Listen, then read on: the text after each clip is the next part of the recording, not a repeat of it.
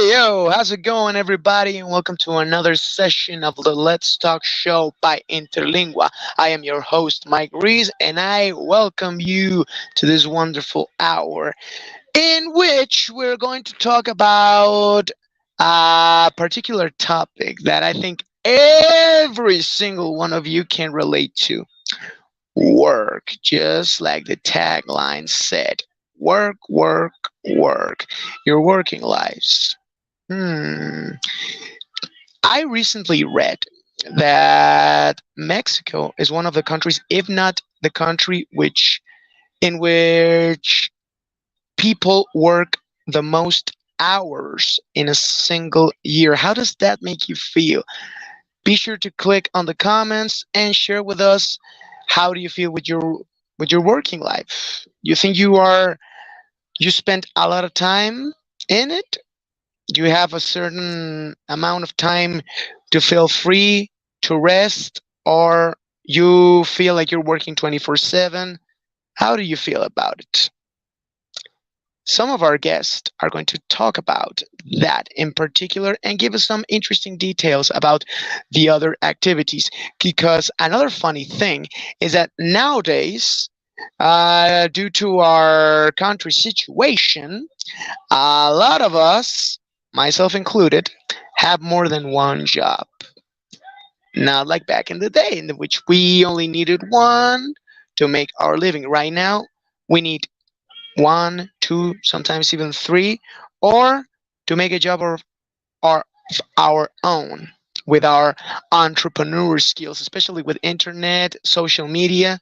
But we will talk about it in a few moments. Right now, let's bring out our guests. Coming back to another Let's Talk show, Tony. Hey, let's go. And making his debut for the first time right here in the Let's Talk show, Joey. Let's bring him Hey, every- out. How's it going, guys? Good evening.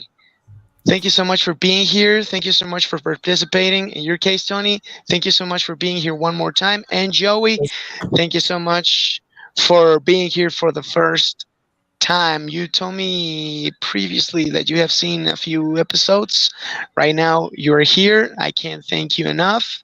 So let's make a little bit of content, guys. hey, thank you for having me. First of all, what? Come again? Thank you for having me. It's a pleasure. Nah, the pleasure is mine, bro. The pleasure is mine. Back, good to be So back. let's break the ice a little bit. Let's take this bit by bit. Work, work, work. Tell me, guys, for our viewers, what is your occupation? Tony. Well, I'm an entrepreneur. I've been doing this for probably since college or even since high school. I think that I've always been selling whatever I can, doing whatever I can in order to provide a service or something in order to make some funds, right? So yeah, I consider myself an entrepreneur.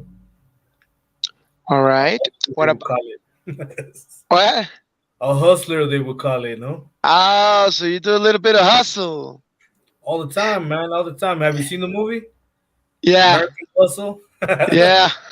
I don't do it like Hey that, man. but Nah, I mean, I provide a service or I sell a product, whatnot. So it's all about eating good. I heard a quote somewhere in the video that says any kind of hustle is good for the game. So Exactly. Man. what can I tell Yeah, you, man? playing sports. The coach always says hustle, hustle. Hustle, Whether hustle. it's baseball, whether it's football. I mean, all of the sports that I played, I did wrestling. I did different sports. Some type of discipline, and always, that word hustle, hustle. It motivates you just to, you want to stop, but you don't. Do you think that you took that into your selling skills? Yeah, yeah, definitely. Well, not maybe How, not into my selling skills, but more into the my persistent skills, no? okay. Because my selling skills I had to learn completely other things in the university, interpersonal communications, and I continued to study on different methods to persuade. In high school it was a joke, but my counselor offered me psychology, and I told her, well, that's where you learn how to manipulate people, right? And she's like, yeah, basically. But I was kidding, obviously, but she didn't laugh, and it's funny because everything is psychology, marketing, selling, knowing how to speak to people. So I was a interpersonal, how do you say it, introvert. I was an introverted person, so I had to learn how to speak to You people. Yeah, bro. So I had to in college. I took interpersonal communication. So in order to get a leadership certificate, you had to go okay? through all the process. In order to communicate correctly, be assertive, etc. So you know, it was just a complete discipline. All of the things that we're talking about is discipline, right? And all that information, all that learning, you apply it today. Exactly. To my selling, to my persistence, to my hustle, to my daily activities, etc. Hmm. Right on, bro. Yeah. Thanks. What Mhm. about you, Joey? Tell me, please, for our viewers, what is your occupation or All right. occupations? Well, yeah, like you said, occupations. Well, my main gig, you could say, what I mainly do is Cool. I'm an interpreter. All right. The common, well, it's commonly known as a translator. Mm-hmm. But yeah, basically, I'm taking calls. Normally, my clients are English speakers, and their clients are Spanish speakers. So they always put me on speaker or wherever we're having the call. And what one says, I repeat to the other in the target language. So that's like my main gig Monday to Friday. I started this Okay. thanks to COVID. I had nothing else to Oh, do. So I remember that somebody told me about this job, and I was like, okay, let me look into it. And well, it's been 2 years now, and actually, it's pretty cool. I like it. can I ask what did you do before that? Like before COVID happened and you find this new way to make a living? Before that, well, I still am. That's my second gig. I'm still working for Interlingua. Um, Ah, I've been a teacher ever since I was 18, so it's 12 years now that I've Wow. been part of the company. Yeah, But I've been part of the company 12 years also. awesome, awesome. Yeah. No wonder. Oh, what In coincidence. 2009, you Yeah, started, right? 2009, 2010-ish, I think it Exactly. was. Yeah, I started also at that time. Mm. That was like I fresh out of went high to the school. Genova branch, bro. Oh, awesome. I always wanted to visit that one. Was never able to, sadly, but And then yeah, I no, had the orientation in what is it? Method, no, in yeah, university. yeah. yeah. I started way back in Veracruz. Okay. Yeah, in Poza Rica, and then I moved to Boca del Rio. So yeah, and that was because after being a teacher for a couple of years, I ended up being a coordinator. And when COVID happened, I was a coordinator at one of the branches in Los Reyes, Okay. in Uh, Estado de Mexico. okay. Let me just digest this a little bit. So you are Yeah, from Veracruz. I mean, not you're not really. from the state of Mexico. No, I'm from okay. Listen, I'm like a jack of all trades in that aspect. Okay. I was born in Chihuahua, only lived there for the first 5 years of my life. Okay. Then we moved to the States. Then we moved to Veracruz because my dad is from there. And thanks to Where in the Interlingua, states I did ended you up live? in Estado de Mexico and Mexico City. Well, where in the What? states did you live, bro? In Aurora, Colorado. All right. Colorado. All Yeah. right. Been I different someone from told me Veracruz, that huh? someone told me that you also used to live in the States, right, Tony? Yeah, yeah. Is I that lived right? there for 28 years in California. I grew up in Santana, Orange County. I studied in Oh, I know that. yeah, I I studied know that in. neighborhood. I played football for Orange Coast College Pirates. Um, I took a couple of courses in Berkeley, and and then I came to Mexico. Yeah, I didn't finish everything I wanted to, but it was enough. I was going to like move on to a different set of questions, but now that you guys have given me this, I want to cover this a little more by asking you this.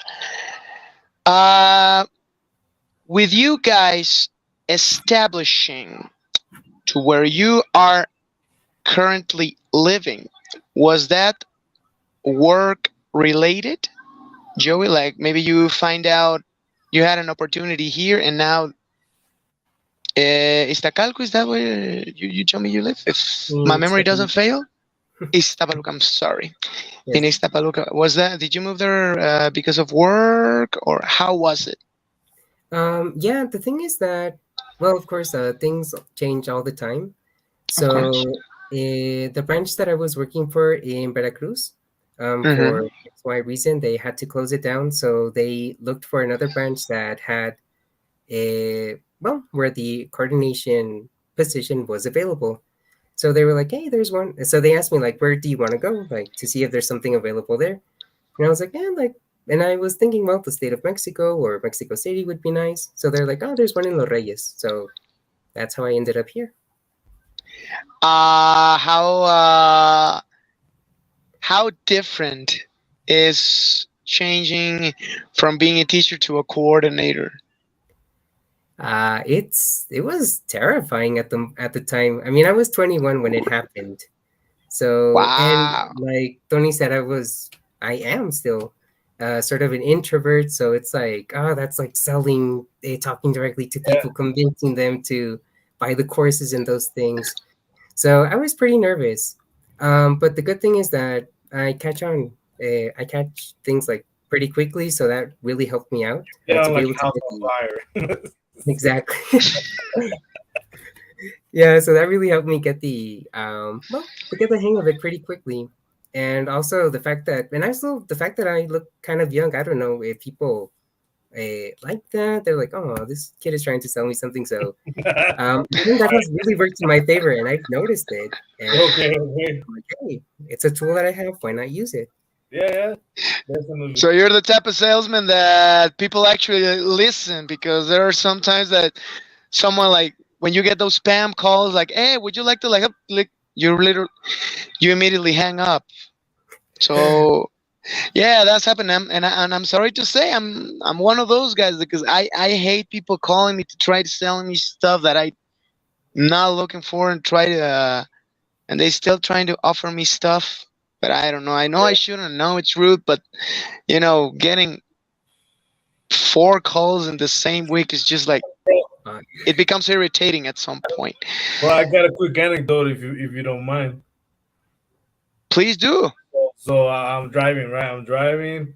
I deliver products, my products and stuff like that. So then traffic hits, and then this person calls me, right? The American Express lady. So I say, hey, good afternoon. I had time. I was in traffic, bro. She sounded a little cute, right? So I was like, yeah. So okay. So tell me, what are the benefits, no? And we were talking for 45 minutes, bro. I was like, well, you know what? Matter of fact, I'm not really looking for anything like that, but thank you anyway. Bye. And I So was you like, just use the call to yeah, you just use the call to live through the traffic. So it was funny because they used to always call me. You always call me from American Express, Banamex, whatever. But mostly American Express. After that, it didn't happen so much. It was funny though. It was funny. Joey, by interacting with people, well, as time went by, did you feel did you feel more comfortable eventually, or you think you were still a little bit shy about it? well, I guess I normally come across as still shy, I guess, Mm-hmm. because like I'm not an extrovert, so it's not like I always walk into the room and hey, everyone, look at me. But I mean, if you talk to me, I talk back, and yeah, I can handle a conversation. Not to mention that, I mean, being a teacher really helps you out with that. A lot. Being in front of a group, dealing with different people, and then being a coordinator, Yeah. having to deal with being in charge of different people. So those kind of things really help me, broaden your horizons a little bit Yeah, yeah, and I come agree. out of that little by little.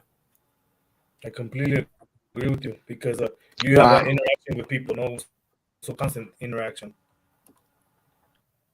I'm asking Yeah. you guys for tips because you know, I do, I also do what you guys do, but I think that I'm a total different person when I'm teaching that when I just go out to the world. Like when I go out to the world, I try to avoid people as much as I can because I just I don't know. I maybe I'm lacking social skills.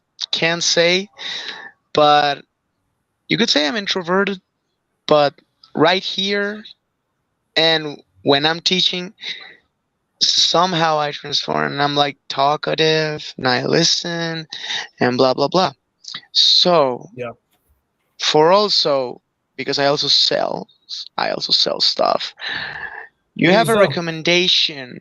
Do you have a recommendation to improve my social skills? Tony. What do you sell, bro? I'm actually helping my sister. She has a little business with makeup and beauty appliances. Okay. So So if you're trying to I'm sell helping that, her. Yeah. mhm, Mm-hmm. yes, if you're trying to sell that, you have to create an image about that, you know. So let's say that you have a person, right? That is also obviously a woman in this case, or a man that uses some type of makeup. So you say, oh, Yeah. you know what? I could recommend this, and that, and you know, with your colleagues, with your family members, etc. And then first begin with them. After you know you've covered all of those, then you go and you talk to other people that they recommend, etc. So that in my opinion, that would be the first viable option in order for you to increase sales in your organization, because you know if you try and push it through multimedia channels, it's going to work at some point, but first you need to grow your base, you know.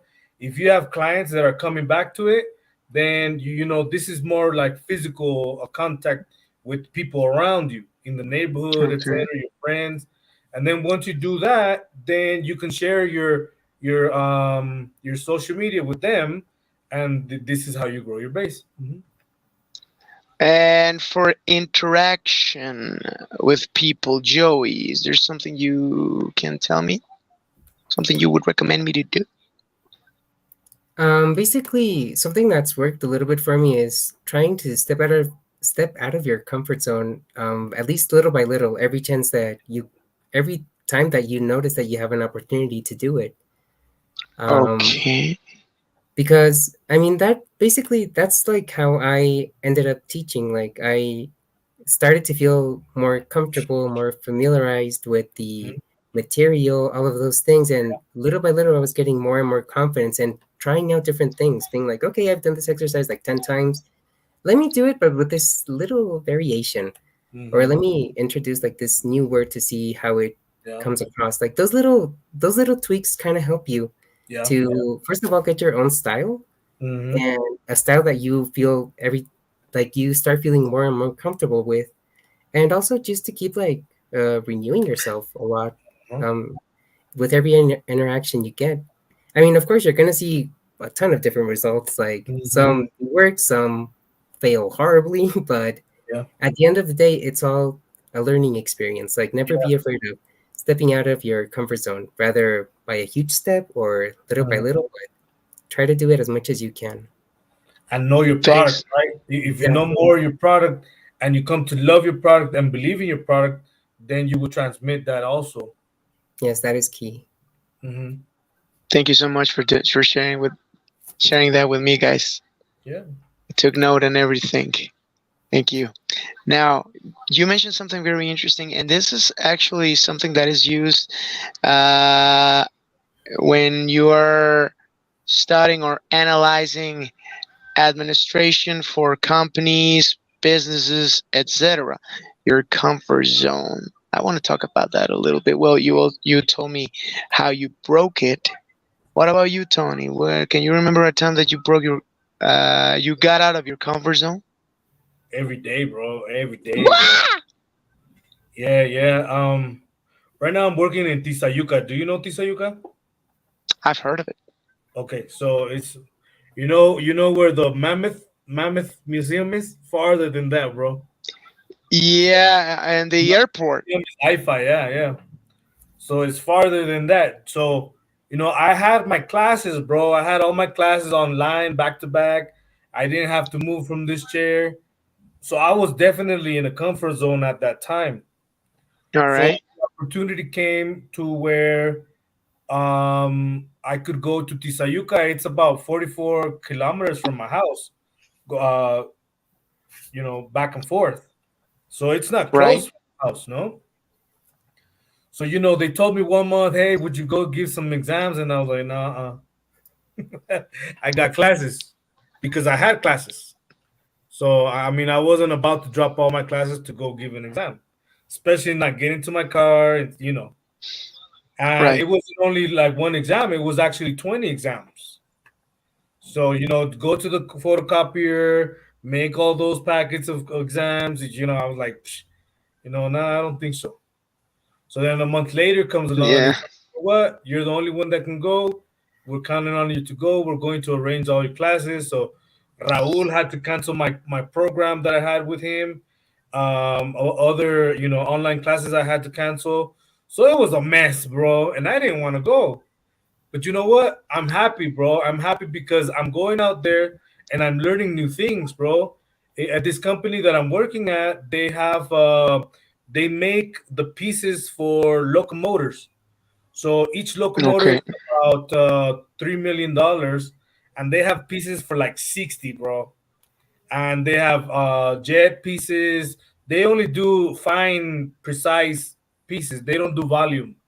I mean, they're not going to make these parts for cars because they do precision. They do precision work for CAT scanners. Those big machines for to detect Yeah. cancer cells and things like that. The CAT scans, the MRIs. Mm-hmm. They have Yeah. parts. They do parts for those type of machines. So it's very precise. And today, the owner of the company gave me a tour, all in English. Where do you think he's from, bro? California, Lakewood, Orange County, dog. So California. A. yeah, yeah. So stepping out of my comfort zone, having to do something new. I had to change my classes in order to be here, bro. So I said, you know what? I'm going to do a talk show. Please, just communication has made me be more comfortable with stepping out of my comfort zone. Many people say, "No, I already have my classes. Sorry, Eric, I can't do it." But you know what? I say, you know what? I'm part of Let's Talk. Let's do this. No, I just have communication. So that's very important. That's a very important aspect that when you are accustomed to breaking your comfort zone level, you know how to transmit what's going to be done, you know, and ask if it's possible. So, I'm so accustomed to it that, people say, but you have this and you have that, you need to do, dude, I got a flight in a couple of days, and that's not going to change anything. I'm moving and moving and moving, adapting. So you constantly, break that comfort zone level. All right. So that's a tip for all of our viewers, guys. Well, Be not a everybody little can bit handle it, bro. introspective. Not ev- What? not everybody can handle it because my wife is stable. She's got her routine and she doesn't change her routine, bro. So it just depends who you are, dude. Because not everybody is able to or want to. It's not easy. But I Yeah. mean, it can offer some great results once you do it because I have myself, and sometimes you can even change your whole life. Like just like you guys, I moved out of my hometown. I was terrified at first, but now I feel like a native Yeah. right here in the city. Where? I know my way around. I'm Where? from Acapulco Guerrero. Oh, right. Okay, yeah. Awesome. From Yeah. Acapulco Guerrero. I'm Big from the change, bro. south. Big change. Yeah, yeah. Nice port all the way up to the big city, but I knew that my place was here, and I made my way through it. And now, right here, talking with Exactly. you guys, Yeah. another foreigner who made it into the city. Yeah. So give yourselves a pat on the back. Give yourselves Yeah. a pat on the back. You all deserve it. Right, right. Now, let's talk about a little bit about your schedules. Given the fact that you guys do more than just one thing, how do you manage your time? How many hours do you spend working? How many hours and days, Joey? Well, working, let's see. I think it's like 9 hours. My schedule starts from Monday to Friday. It's from 7:45 till 4:15 in the afternoon. I have two 15-minute breaks and then one 30-minute lunch break. So I always have to manage all of that. Make sure I take those exact minutes, even though I'm at home, which is weird. Okay.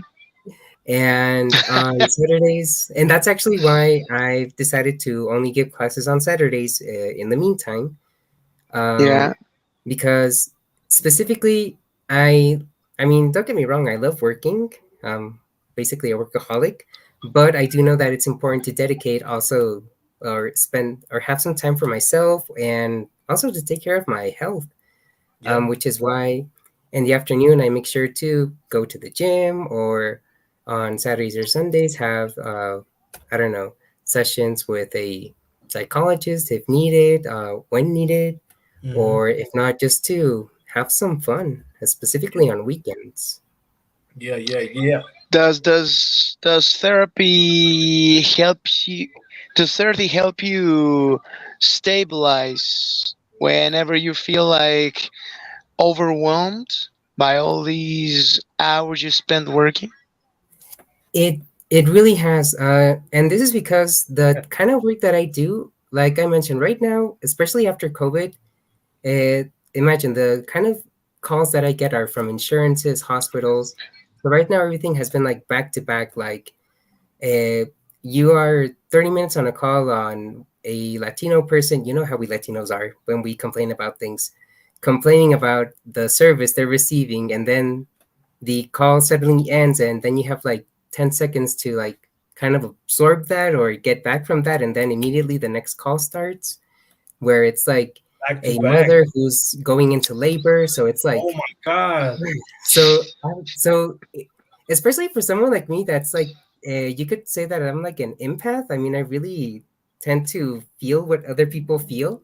Right. So at the beginning, Okay. it's So toll on me. that So takes a that's why toll on your body, right? it does. That's why therapy helped me a lot. It helped me like sort of regulate that and start Wow. like letting go of things that were not mine to Wow. begin with. And So I it imagine some of actually them has helped me. are traumatic situations. Yeah, I mean, there are calls that I still remember to this day that I'm like, and the bad thing about being an interpreter is that you never get the complete gossip. Like you, when the call ends, that's all you know about it. Like you don't know how the situation was resolved later on. So imagine that with 911 calls, that you have no idea if they actually caught the guy or if they found the family or That's yeah, crazy. it is.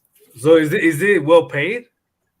It is actually, it's paid by the minute, but actually we're at least at the company where I work Wow. for, it is, since it's back to back, it really does end up being a really good payment. If not, I wouldn't be there if it weren't.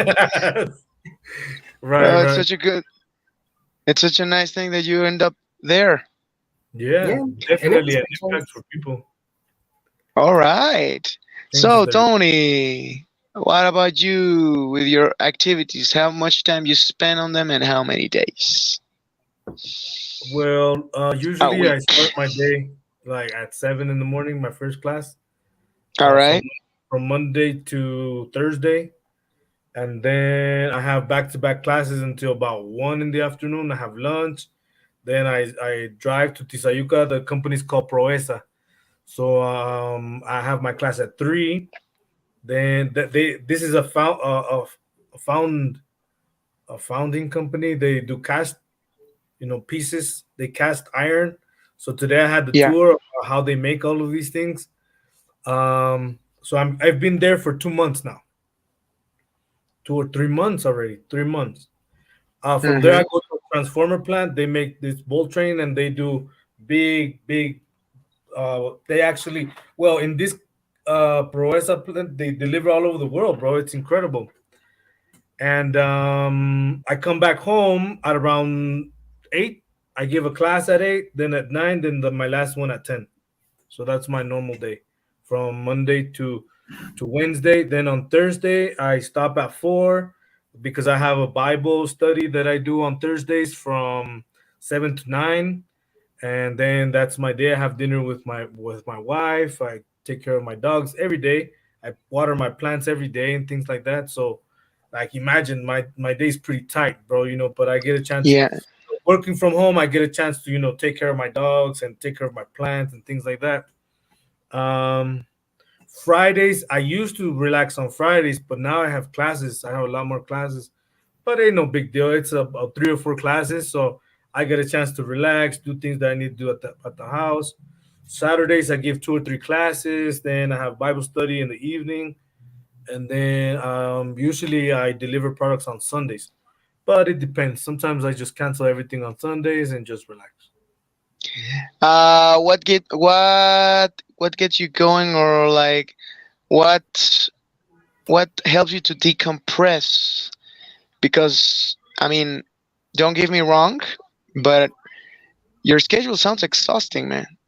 It is, bro. So So So I do push-ups. I do, I do some type of, I do bike cardio. I drop off my car at my wife's work. I talk to her. I grab a bite to eat with real quick. I get on the oh, bike and I come on the bike to the house. So that's probably like 3 times a week. But if I have 10 minutes, I do like 50 push-ups or whatever I can do in those 10 minutes, and then I jump back in class. And for example, I mentioned that I have a flight later this week, so I'm going to go kick it with my boys and with my family. Go to the cantaritos. I mean, I think that's why we work. No, to eat good, to travel, to get a chance to enjoy the time that you do have. And exactly. yeah, basically. Wow. Now let's go deep into you guys' activities. Joey, how does one of your calls work? Like, what type of situations do you mostly handle? And I mean, how do you guys like? Because, like you said, I know how we as Latinos handle, especially complaints. But how do you guys like keep everything within the line? Like keep everything in order? What's that like? Okay. Well, as an interpreter, okay, so basically I get the call. I give my introduction. Hi, my name is Joey, agent number blah, blah, blah, name of the company that I work for.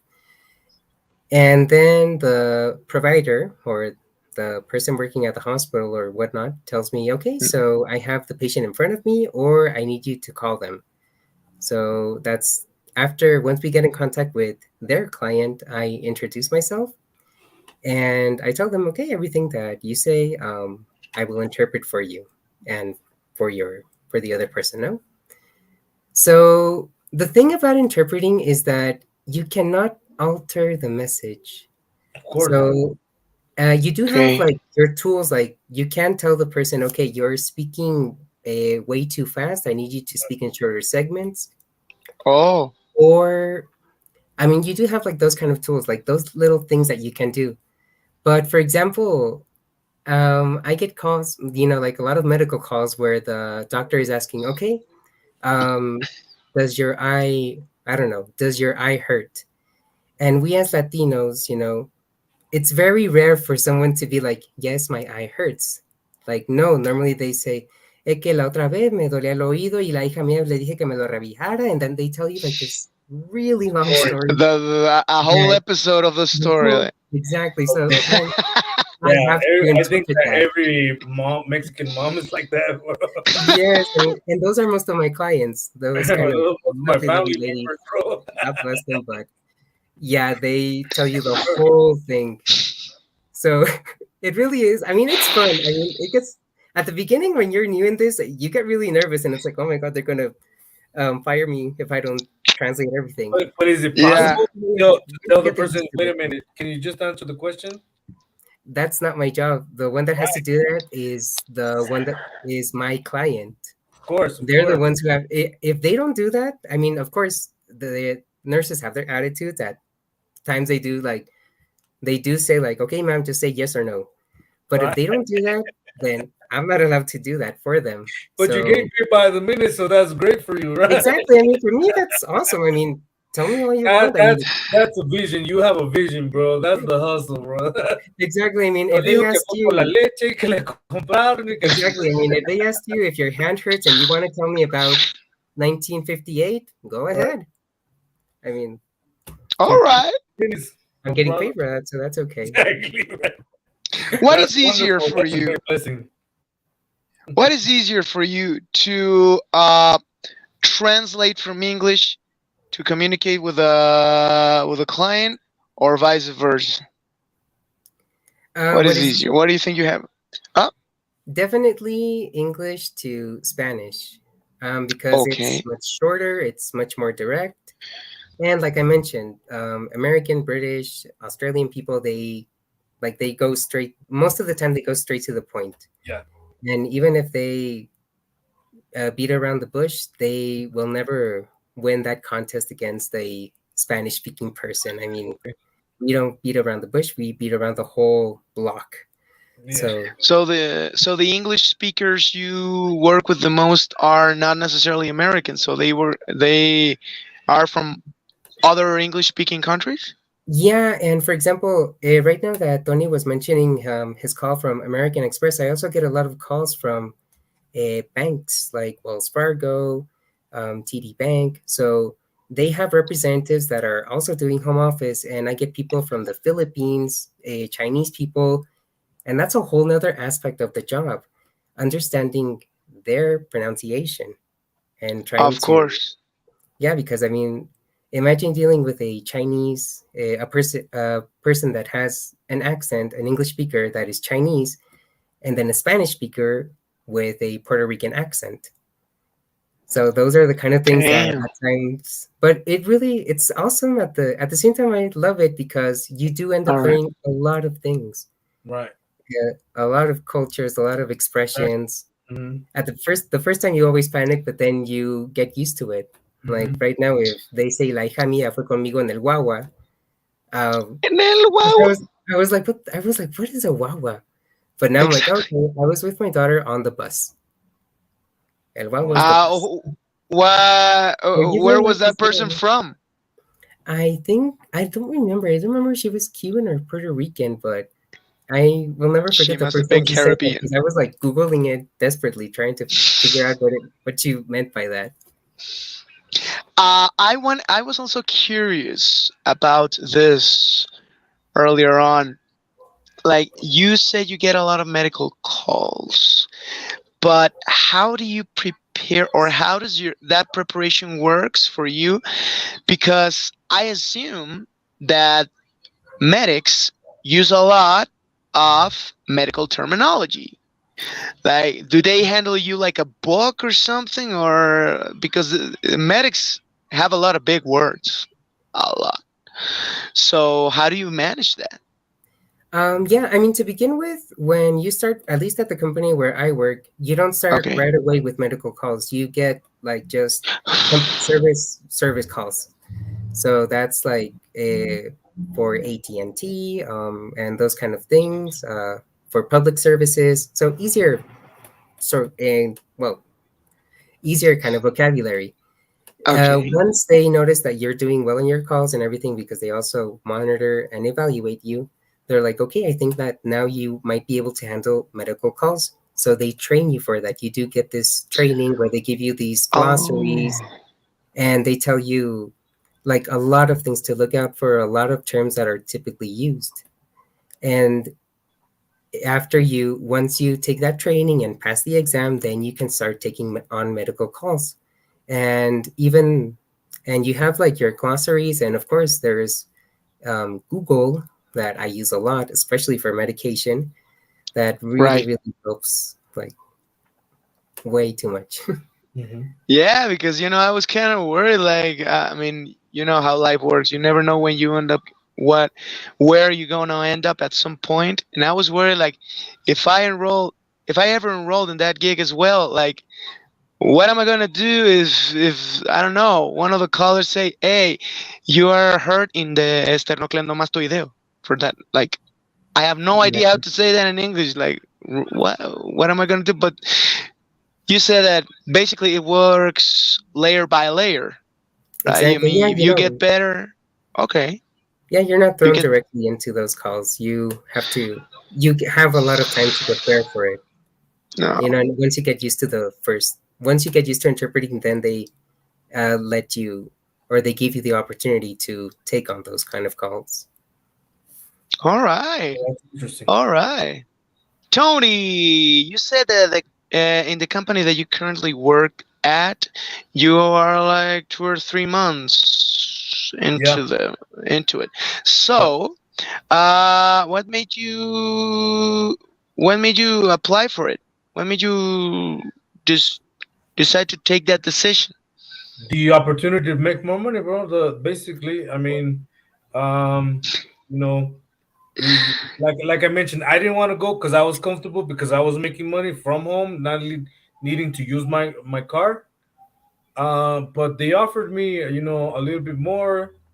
Well, what I was making and some, right? So it wasn't like a little bit more, no. So I said, why not? I just needed to go out there and drive, and you cover the hour because I had back to back classes, bro. It was crazy. So now I could actually get out of the house and travel, meet new people. Today I had a tour in the company. They gave me a tour and they showed me how they melt the aluminum and then they make the molds. And it's hot in there, bro. It's hot because it's 900 degrees, bro, to melt the aluminum. Yeah, 900 degrees, and it's all day. Every day they're working. They're working. They make about 600 parts, different parts. They have that capability, and they're growing, they're expanding. So, you know, it was that, and I already know the business. I've been with Interlingua Empresarial for about 11 years. So I usually go where nobody wants to go, Have you always been like that? or nobody can go. Yeah, yeah. The beginning of my career there, I used to go to Santa Fe, to Whiskey Lucan, to Interlomas. Nobody want to go out there. I was living in Iztapalapa, bro, so that was completely across the city. Exactly. Yeah, so my first job at Interlingua was at Lilas. I had to wake up at 4 in the morning to leave the house at 4:30, and then go to El Pantalon to arrive to my class at 6 in the morning. The only reason I said yes was because I thought it was Bosques de Aragon, bro. I never, No. I didn't even know it was Bosques de Chapultepec, bro. So when I found that out, I asked Araceli, and she's like, "Well, sorry, this is the only position we have for you." And I was like, "Well, I only I only worked there about 8 months, and then I jumped into empresarial real quick." I think they got rid of the. I was kind of worried when I enrolled at Interlingua like 3 years ago. Yeah, They give you like this sheet, for you to sign for you to pick up which schedule would you like. And I yeah. saw 6 a.m. and I was like, really? But then they I don't know. I must have been very expressive because the guy that was with me was like, we don't do 6 a.m. anymore, and I was like, oh, Yeah, I okay. did that, bro. I did that. So and it was incredible because I saw people that nobody else would. I saw like the high execs from Johnson & Johnson, and from Daimler, and different people from Mercedes, and I was like, wow. So later in the game, in Empresarial, I had a chance to meet those people again in their company. So it was pretty crazy. Like I said, I only did it 8 months, dude, because it was too much. But yeah, I went to Texcoco to give classes at Sherwin Williams. I went to Bimbo, to different companies, bro. Big companies, huge companies. Sometimes I'm thinking like, wow, like being at the top right there in the pantalon in the 33rd floor, looking at the sunrise, everything like that was crazy for me. Like I was like, wow, this is incredible. Talking about turbines from Oaxaca, they monitor them from Tamarindo. I was giving classes at Porsche. I was going to Xochimilco. I mean, I knew the whole city, bro. I used to go to Tlanepantla, Naucalpan. Now I'm at Tizayuca, bro. Wow. I've even given classes at Jose Cuervo, bro, in Guadalajara. Ah! Yeah, bro. I spent about 4 months, 4 months in Zapopan. I would go to a foam company in the morning. I would go to Tequila every day, and I would go to Jose Cuervo.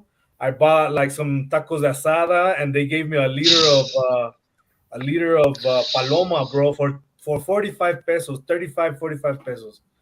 And I was like, wow, I was straight, I was happy going back on the bus. And then I had to go back to the phone company and then go to the apartment every day. I was probably doing like 100 kilometers. I did 1,000 kilometers in the first 2 weeks, bro. So it was crazy, and it was on public transportation. So yeah, bro. I mean, you taking. I love to teach.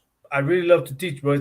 Okay. It's like I really like the challenge of breaking the fear barrier for my students, because they get to a point where they just don't like English, no, because they fear committing a mistake. So that's my challenge, and I always like to work with them. All right. So, Joey, let me correct me if I'm wrong. So you started teaching classes at 18, if I'm not mistaken. So could you say that that was your first job? Yeah, Interlingua, this is why I really appreciate the company so much, because it was like the first real job that I had. Of Before course. then, when I was a teenager, I was helping my uncle at a paper shop slash cyber cafe. So, but I mean, like, I didn't get any pay there. They would just let me use their computers and internet, and before it wasn't that common to have internet connection at home. Like that's your payment. Yeah, that would be like, but that was like awesome for me. Right. And then, Right, because we were kids. yeah, But the and point I'm then, making with this is that out of all the occupations, jobs, professions you could have taken, what made you become a teacher? the fact that I needed to work. What happens is That- that, yeah, let me give you like a little um background to why I'm all saying right. this. The thing is that when I was 17, my mom fell really ill. So afterwards, my dad was in a lot of debt. So um, once I turned 18, I noticed that I really couldn't like stay home like without uh, well Providing. without helping with the expenses. No. But just Chilling. chilling and hanging around. Yeah, All right. so I asked him like, what do you think I could do? And he's like, well, you know English, why not teach at an English school? And I was like, well, but I don't know where. But the good thing is that he was the one that told me, okay, why don't you go to this plaza? I think that there's an English school there. I went there and it was Interlingua, and from that point on, it actually to all of our viewers, if you ever want to become an English teacher, for me, Interlingua is one of the best places Yeah. to start, Definitely, because they don't just throw you like, okay, teach this however you can. They do teach train you. teach. Yeah. They do teach you how to teach, and that is one of the best experiences for me. Oh yeah. Priceless. Facts. It's priceless. Yeah, definitely. Facts. Yeah.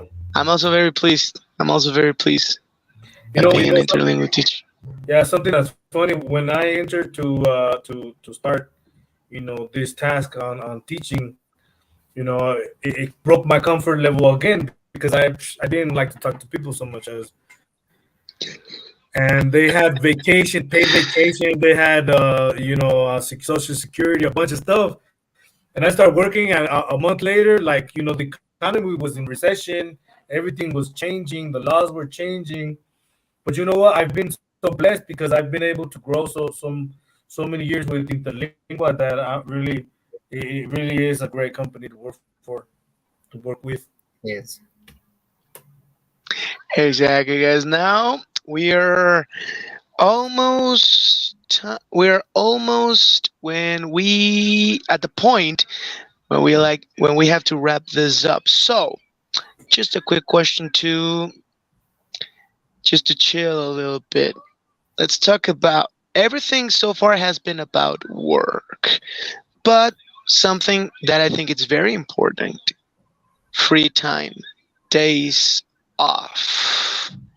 Do you have them? And if so, how do you like to spend them?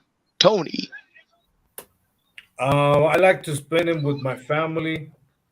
Like I mentioned, I'm grabbing a flight to go see some friends that come from California in Guadalajara. So I'm going to grab some cantaritos, uh, tepaque.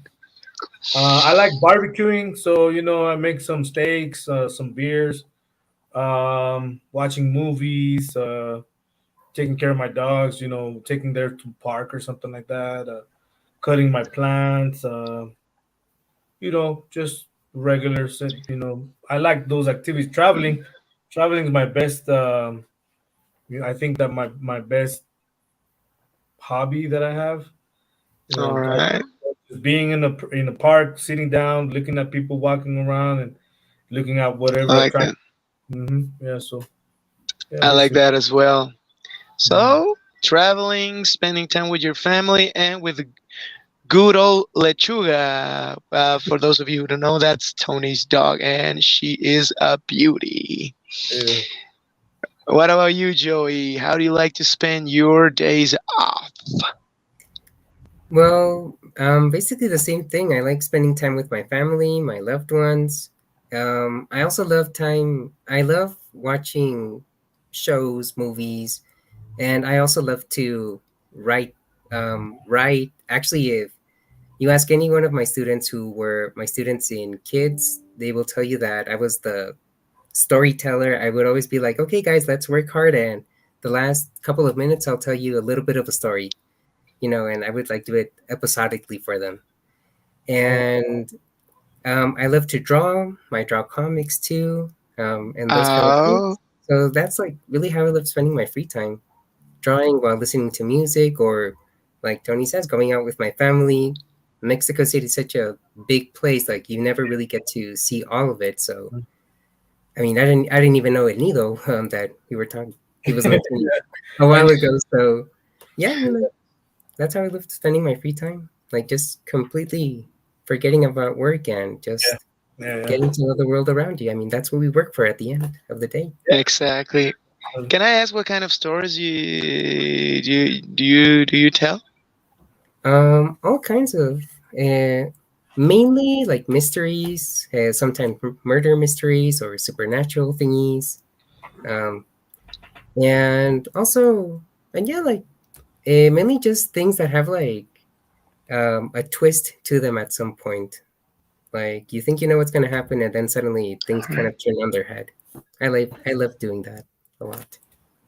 Well, so guys, well, thank you so much for sharing everything that you did, for letting me knowing you guys a little bit more. Wow. Wow, wow, wow. I wish you nothing but success in your endeavors, in your current occupations, and with every plan that you have for the future. Joey, thank you so much for your debut. Tony, thank you so much for being here one more time. I'm Pleasure. looking Thank you for forward having. to Nah, man. Pleasure is mine, and I'm looking forward to have you in more shows, both of you, in more shows for different topics. Sure. So, Have a good night, guys. Once again, thank you so much for being here. And for our viewers, thank you for tuning in. We had Tony, we had Joey, Eric Rios was in the controls. I am Mac Reese. So goodbye. Mwah, and good night.